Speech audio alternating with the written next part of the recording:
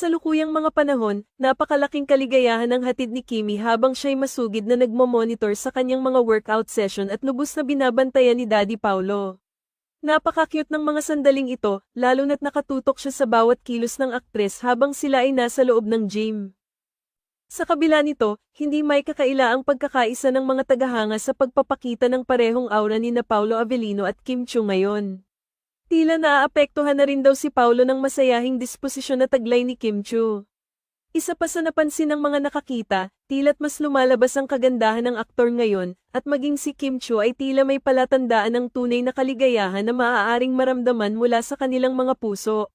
Sa pang-araw-araw na pag-usbong ng mga pangyayari, ang bawat sandaling iyon na napapabilis ang mga damdamin ay tiyak na hindi makakalimutan ni Kimi at Daddy Paulo. Ang pagmamasid ni Kimi sa kanyang workout ay nagpapakita ng kanyang dedikasyon sa pangangalaga sa kanyang kalusugan at kagalingan. Sa pagtulong kay Daddy Paulo, ipinapakita rin niya ang kanyang pagmamalasakit at suporta sa kanyang mga mahal sa buhay. Samantala, ang samahan ni na Paulo at Kim ay patuloy na ibigay ng inspirasyon sa kanilang mga tagahanga.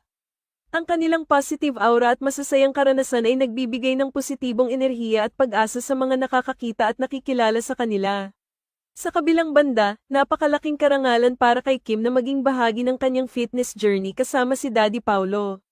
Ang pagkakaroon ng kaibigan na nagmamalasakit at sumusuporta sa kanyang mga layunin ay isa sa mga pinakamahalagang bagay na maaaring mangyari sa isang tao. Tunay na masasabing blooming ngayon si Paulo Avellino at Kim Chiu.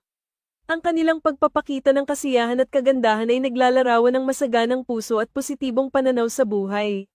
Higit sa lahat, ang kasiyahang nararanasan ni na Kimi at Daddy Paulo ay nagpapakita ng tunay na halaga ng tunay na pagmamahal at pagkakaibigan.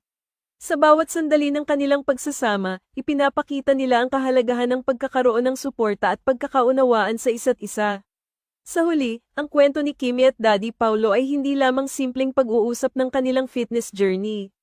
Ito rin ay isang pagpapakita ng kahalagahan ng pagmamahal sa pamilya at mga kaibigan, at ang kakayahan ng pagiging inspirasyon sa iba sa pamamagitan ng kanilang positibong halimbawa at matatag na samahan.